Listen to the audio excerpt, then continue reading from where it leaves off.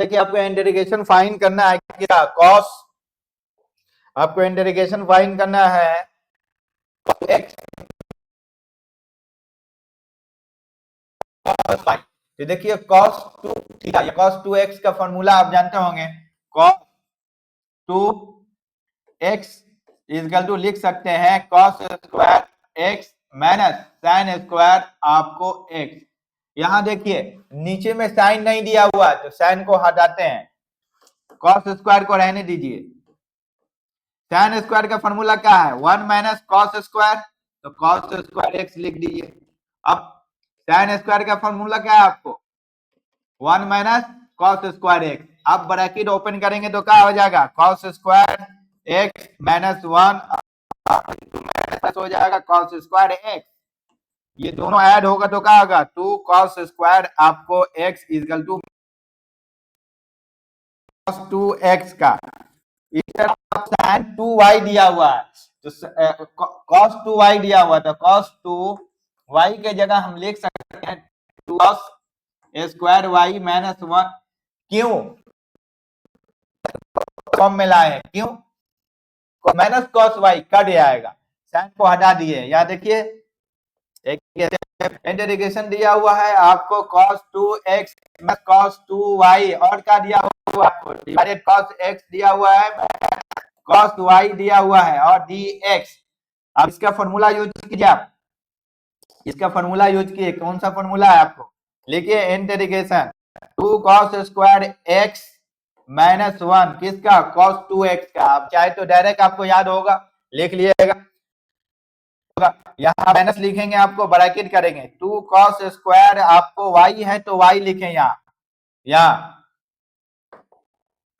देखिए y है तो y लिखे और क्या लिखे cos स्क्वायर माइनस 1। चलिए नीचे जो है रहने दीजिए, a स्क्वायर बी स्क्वायर के फॉर्म में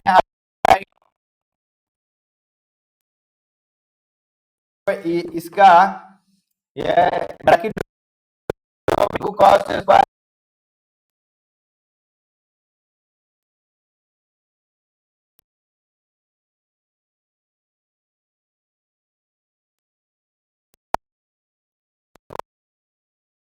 लगाते हैं, नीचे में दिया हुआ है आपको cos x और minus cos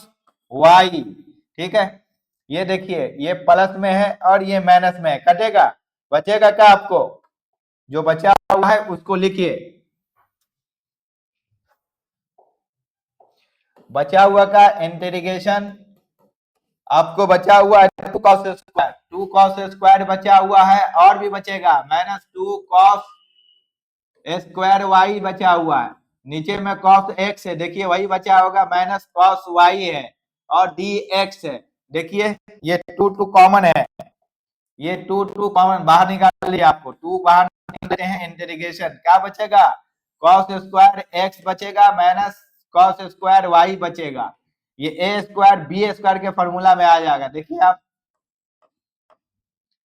cos x minus cos y और dx रहेगा, यहाँ a square minus B square का फॉर्मूला क्या है a प्लस बी और क्या है a माइनस बी।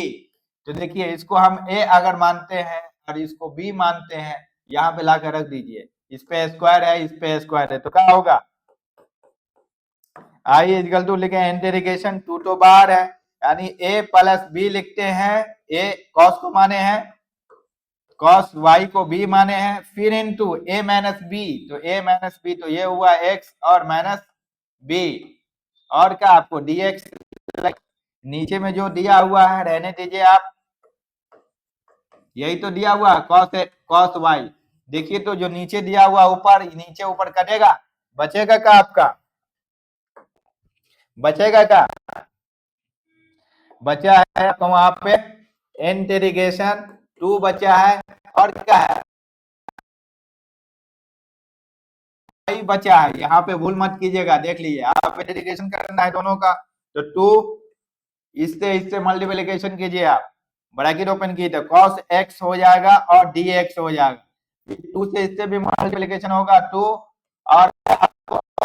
y हो जाएगा और dx हो जाएगा, इसका इंटीग्रेशन cos y है, यहाँ dx है, ये तो एक कांस्टेंट हो गया, तो cos y को हटा दीजिएगा, ऐसा नहीं कि tan y लिख दीजिएगा, यहाँ पे भूल मत कीजिएगा, यहाँ पे भूल नहीं कीजिएगा। देखिए यहाँ cos y या dx है तो वो कांस्टेंट हो गया, यहाँ इसका इंटीग्रेशन साथ जो लिखा हुआ है लिख क्यों cos y यहाँ dx है, इंटीग्रेशन dx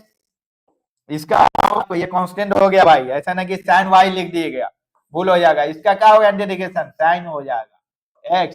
प्लस और cos y dx का इंटीग्रेशन क्या होगा आपको cos y है, आपको x हो जाएगा और प्लस c लगा दीजिए, इसको अरेंज कर लीजिए कॉमन, आपकी मर्जी ऐसे ही छोड़ दीजिए, sin x हो जाएगा और क्या आपको 2x और cos y हो जाएगा और प्लस c, ये आपका फाइनल इंटीग्रेशन हुआ। इसका फॉर्मूला